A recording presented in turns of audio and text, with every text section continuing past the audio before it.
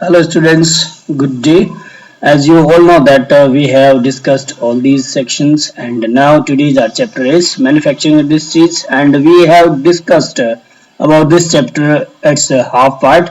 So now half part or remaining part will be in this video. So you can see that today's our chapter is 7th chapter and manufacturing industry we are discussing. जैसे कि आप लोगों को पता है कि हमने इसका हाफ पार्ट जो है वो हमने क्लास में देख लिया है, ठीक है। और अब इसका जो बाकी का जो पार्ट है वो हम इस वीडियो में हम देखेंगे। तो हम चलते हैं सीधे इसके अगले अध्याय की तरफ, अगले भाग की तरफ। यहाँ आप देख सकते हैं कि हमने बहुत सारी इंडस्ट्रीज देखी थी, ठीक है। इसके बहुत सारे टाइप्स हमने बात किया था कि इतने प्रकार की होती है, जैसे कि रॉ मटेरियल के आधार पर।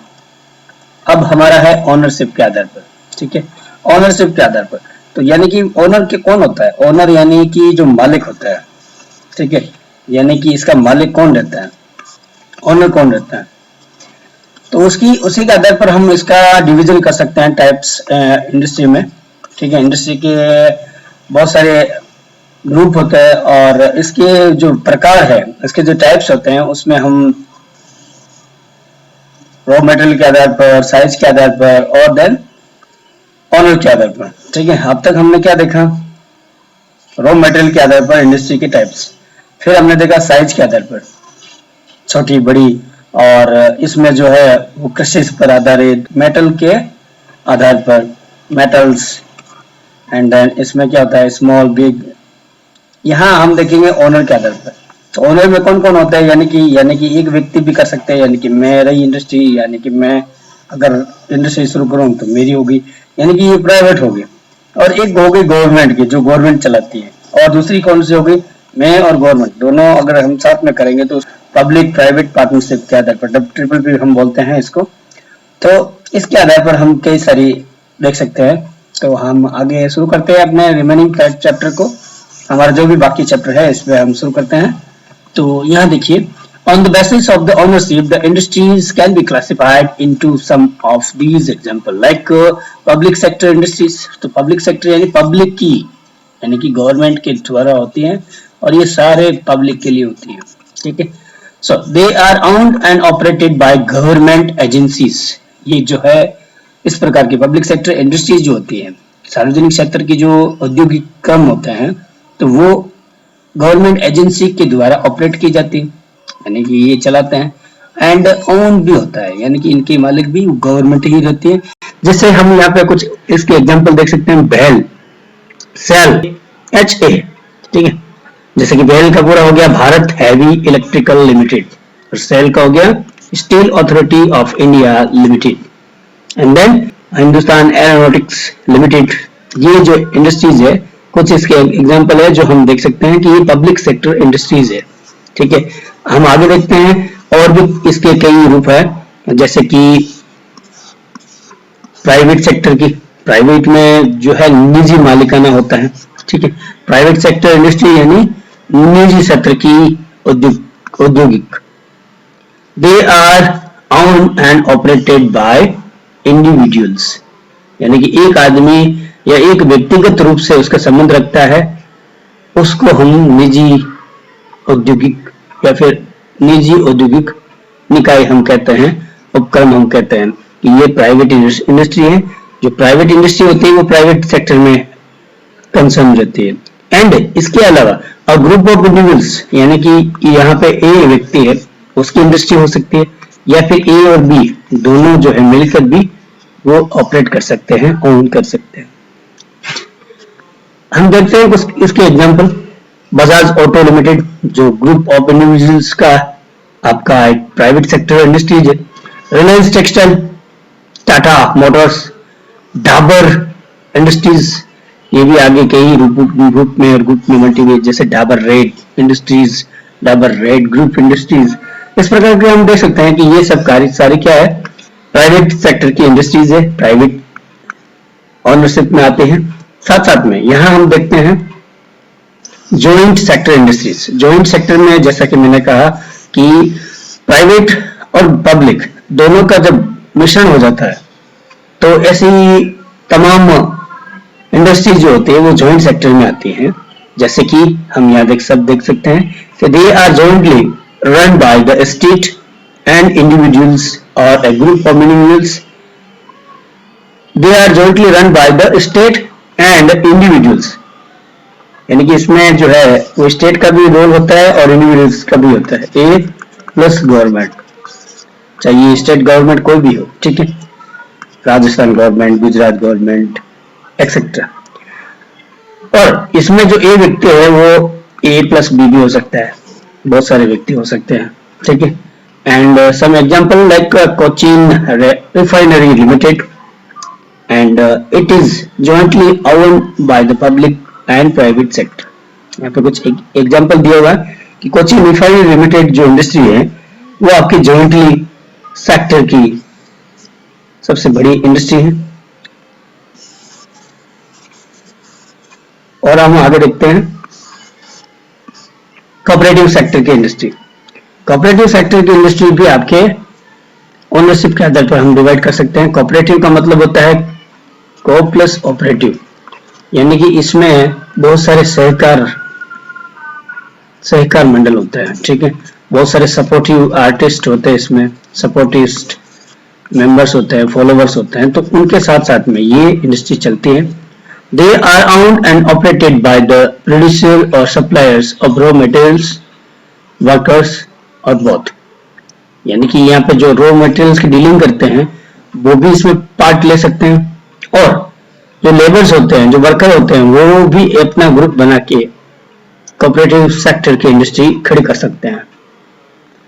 They pull in the resource and share the profits of or losses like Indian Farmer Fertilizer Cooperative Limited at Kandla in Gujarat।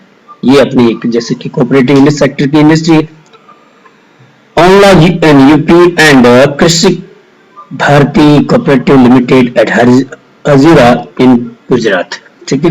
तो ये कुछ एग्जांपल है आपके कोऑपरेटिव सेक्टर के। कोऑपरेटिव सेक्टर में सीधी सी बात ये होती है कि ये सहकारी इंडस्ट्री होती है। सहकार का मतलब क्या होता है कि ग्रुप का सपोर्ट होता है, ठीक है, सारे ग्रुप का एक सपोर्ट होता है कि जैसे कि आपकी 100% की ये आपकी फैक्ट्री है, ठीक है, तो इसमें ए वाला जो बंदा है, एक व्यक्ति है ए, तो इसने अपना 30% शेयर किया है, 30% खर्चा जो ये है ये चुकाता है।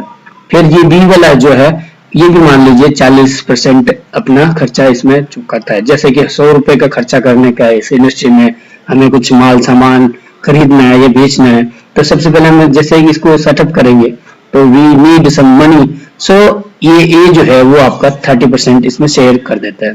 बी जो है मान लीजिए ये भी, अब हमें कितना चाहिए 30%, तो एक ने कर दिया, सी ने 20%, ठीक है, और डी व्यक्ति है उसने कर दिया अपना 10%।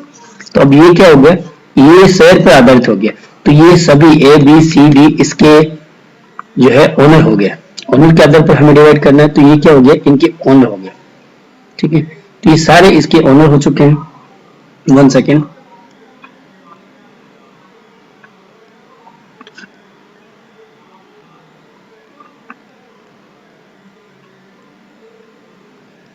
ओके, तो ये क्या हो गया, इनके ओनर हो चुके हैं। तो ओनर के आधार पर हम इस तरह से बांट सकते हैं। So now factors that affect location of the industry.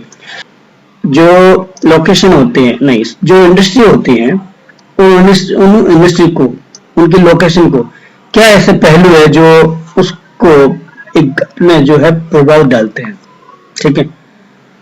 हम देखते हैं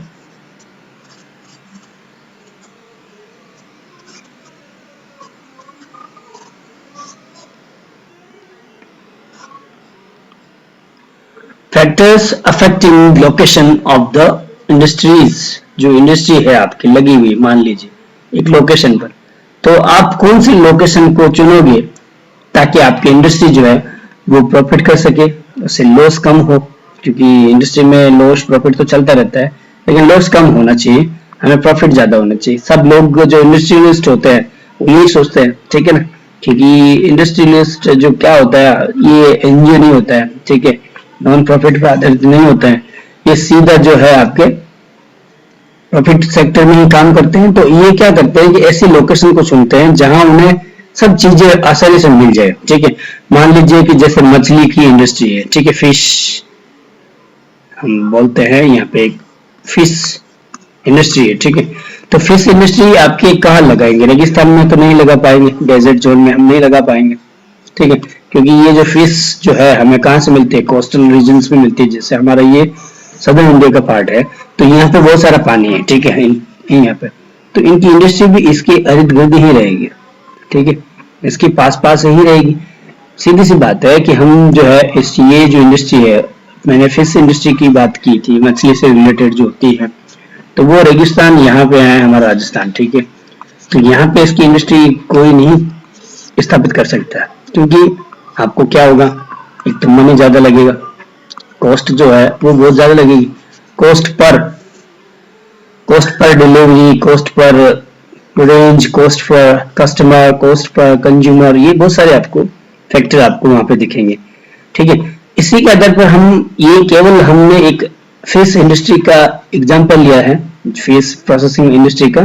तो यहाँ पे ये केवल इसके लिए नहीं, बहुत सारी इंडस्ट्रीज है जिसमें कुछ फैक्टर्स ऐसे होते हैं, कुछ ऐसे वजह होते हैं, कुछ ऐसे तत्व होते हैं जिनकी वजह से हमें लोकेशन को सही रूप से चुनना पड़ता है, ताकि हमारे इंडस्ट्री है वो घाटे में ना रहे, प्रॉफिट में रहे। So the location of industries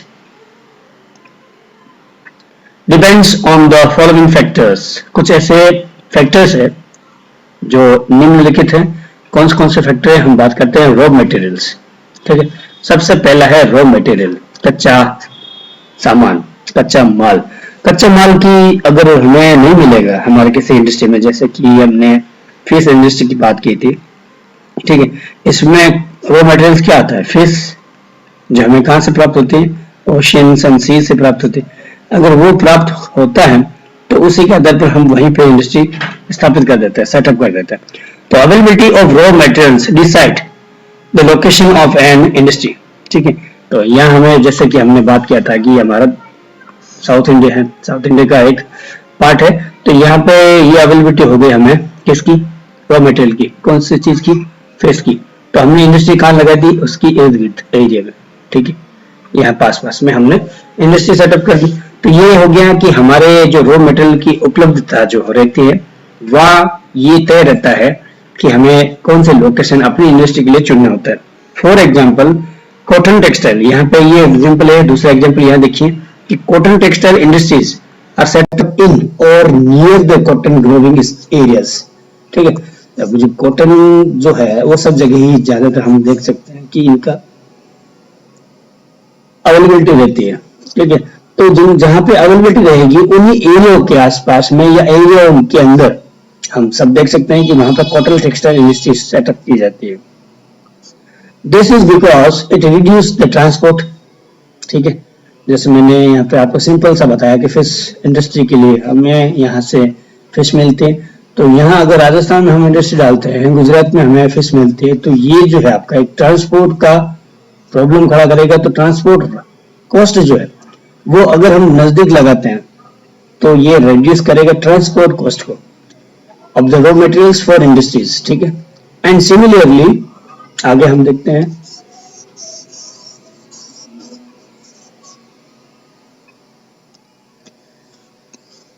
and similarly industries that use heavy raw materials like iron and coal are usually located near the supply area of these raw materials।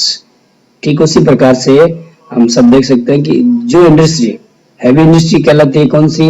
जो आयरन और कोल, स्टील, इनसे belong करती है, ऐसी industry जो है वो heavy industry के रूप में हम सब समझते हैं। तो इनके लिए भी हैवी रॉ मटेरियल्स होता है। तो ये सारे जो है वो लोकेटेड रहते हैं नियर द सप्लाई एरिया, जहां पे इनको सप्लाई होती है। आयरन इंडस्ट्री को जहां से आयरन मिलता है तो उनके एरिया में ही ये इंडस्ट्री डेवलप होती है, सेटअप होती है, और सेटअप होने के बाद में ही वो वहां पे डेवलप होगी। कोल इंडस्ट्री यानी कोयला, कोल यानी कोयला, तो कोयला फैक्ट्री इंडस्ट्री भी वहीं पे लागू की जाएगी जहां पे हमें कोयले की सप्लाई आसानी से मिल सके। ठीक है, तो ये कॉमन फैक्टर होता है। ठीक है, रॉ मटेरियल्स का। और क्या होता है? दिस इज, हम आगे देखेंगे, this is because the transportation of heavy and bulky raw materials over long distance is not economical and easy and not good also. ठीक है, ये इसलिए होता है क्योंकि हम इस लोकेशन को ही क्यों चुनते हैं, नजदीक की लोकेशन को क्यों चुनते हैं, क्योंकि ट्रांसपोर्टेशन का तो रहता ही है, ये ट्रांसपोर्टेशन उन चीजों का, क्योंकि ट्रांसपोर्ट में बस इन चीजों का और व्यक्तियों का दोनों का ट्रांसपोर्टेशन होता है, तो हैवी एंड बुल्की जो रॉ मटेरियल्स होते हैं वो बहुत ही टाइम लग जाता है उनको एक जगह से दूसरी जगह पहुंचाने में।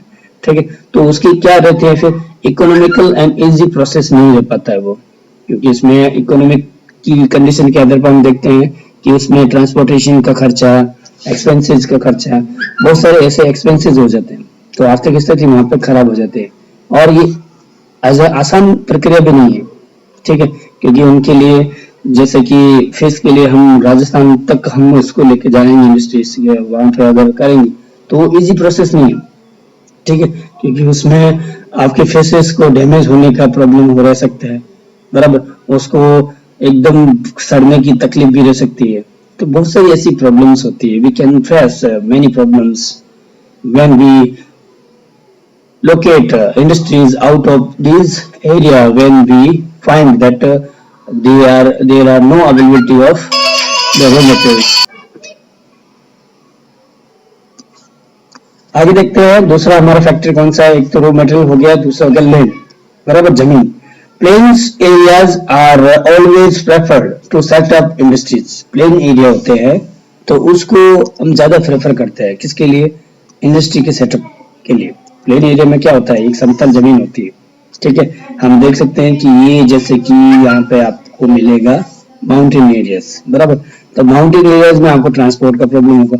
ठीक है, प्लस में वहां पे पॉपुलेशन कम रहेगी तो आपको लेबर जो सफिशिएंट मिलने चाहिए वो आपको नहीं मिल पाएंगे। तो सीधी सी बात है कि हम प्लेन एरियाज को, यानी कि लैंड में भी एक ऐसा फैक्टर हम देख सकते हैं कि ये आपके फैक्टर है बहुत बड़ा जो आपको इफेक्ट करता है इसकी लोकेशन को। This is because his area is needed to build factories and construction is easy and clean on the plain area as compare to the hills. ठीक है, इसमें और इसमें दोनों का, जैसे मैंने आपको बताया, इस एरिया में और माउंटेन्स में, ये माउंटेन एरिया है, ये आपका प्लेन एरिया है। ठीक है, तो सीधी सी बात हो गई आपके कि प्लेन एरिया जो है उसमें आपको कंस्ट्रक्शन का काम भी करना पड़ता है। ठीक है, और ये चिपेस्ट भी रहता है, ये आपको ये जो एरिया है आपका माउंटेन्स, वो as compare to the land areas it can be more expensive. So nowadays और आजकल a big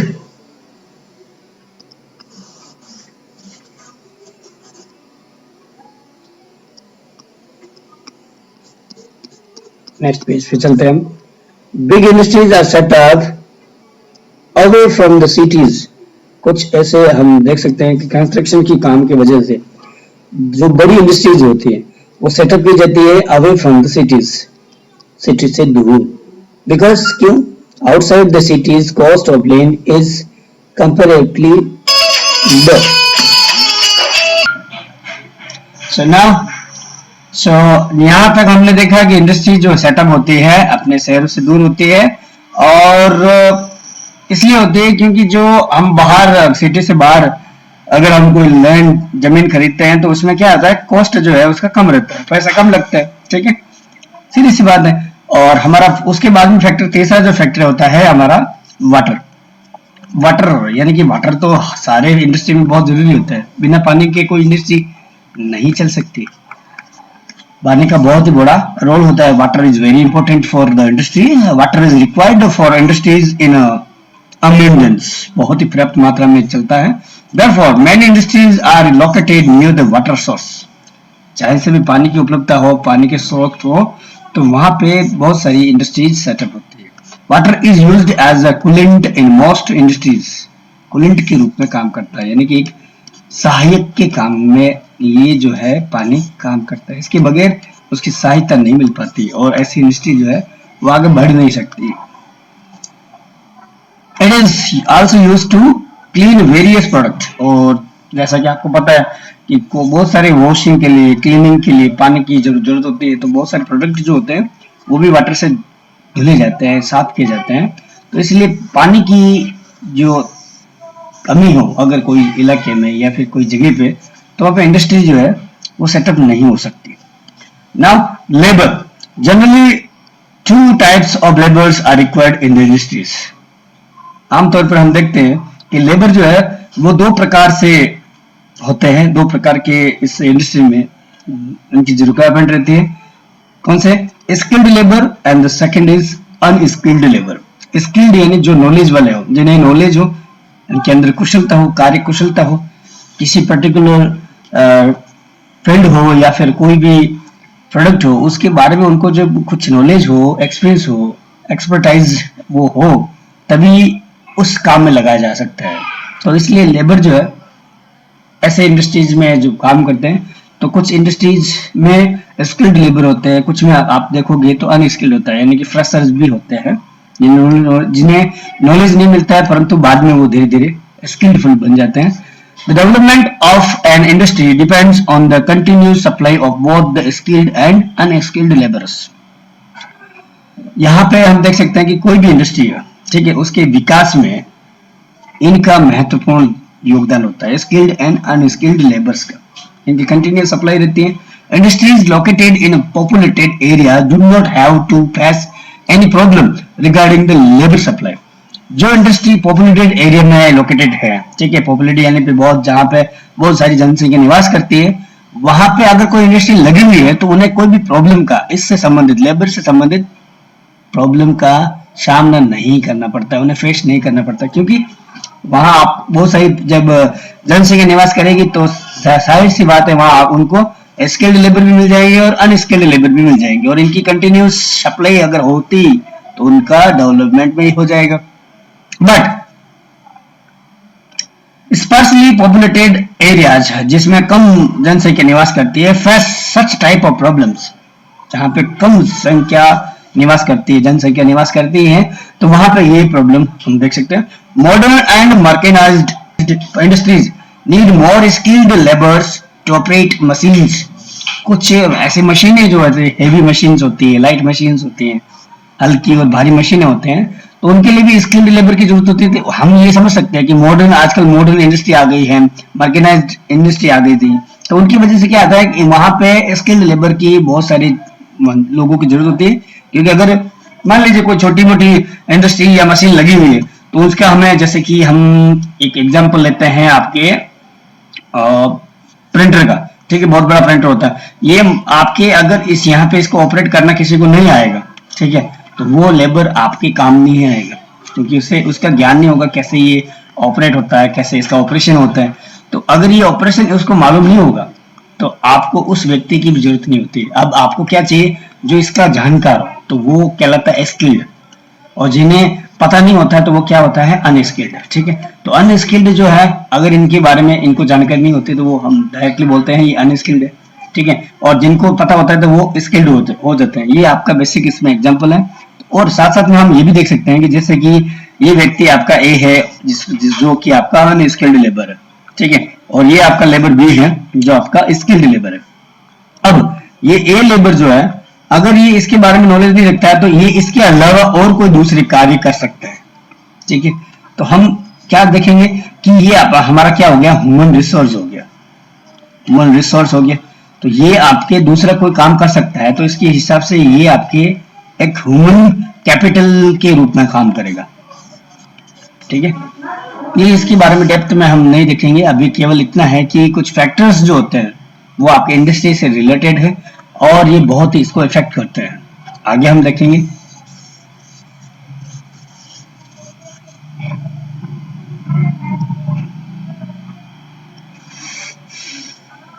While agro-based and cottage-based industry require a large number of unskilled labor. अब आप यहाँ देखोगे एग्रीकल्चर से संबंधित जो भी इंडस्ट्री है और कॉटेज जो हमने देखा, फैमिली जिसमें काम करती है, फैमिली लगी हुई रहती है, पूरी फैमिली घर की, तो वो कॉटेज इंडस्ट्री होती है।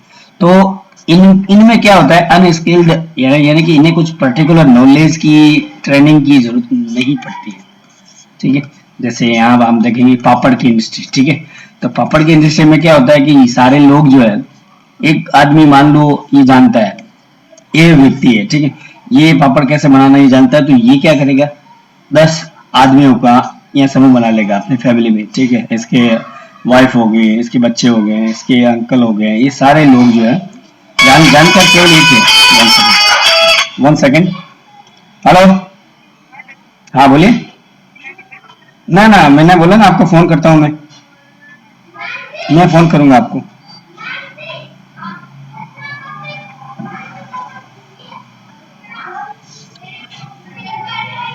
तो यहाँ हम देखते हैं कि ये जो है, ये व्यक्ति मान लीजिए कि इसे उस पापड़ की इंडस्ट्री के बारे में पता है, कैसे बनाया जाता है, किसे इसको सेल करना है, तो इसको मालूम है। बाकी B C D E F G H इन बाकी मेंबर को पता नहीं है। तो ये क्या करेगा, फिर भी ग्रुप बना लेगा और धीरे धीरे इनको सिखा देगा। यानी कि अब तक ये लोग क्या थे, अनस्किल्ड थे। स्किल्ड आपका ये ही है। तो ये धीरे धीरे जैसे ये काम करेगा तो ये लोग सीखेंगे, ऐसा हाँ ठीक है ऐसे बनाते हैं, हाँ ऐसे, ओके ओके ओके। तो धीरे धीरे ये सीखेंगे तो वो भी क्या होगा, स्किलफुल हो सकते हैं ना। तो इस प्रकार से इनका कंटिन्यूस सप्लाई चलता रहता है इंडस्ट्री में। तो ये भी हम समझ सकते हैं कि लेबर जो है वो भी हमारा प्राइम फैक्टर भी है, क्योंकि लेबर के बगैर तो इंडस्ट्री जो है आप सोच सकते हो चल भी नहीं सकती, खड़ी भी नहीं हो सकती।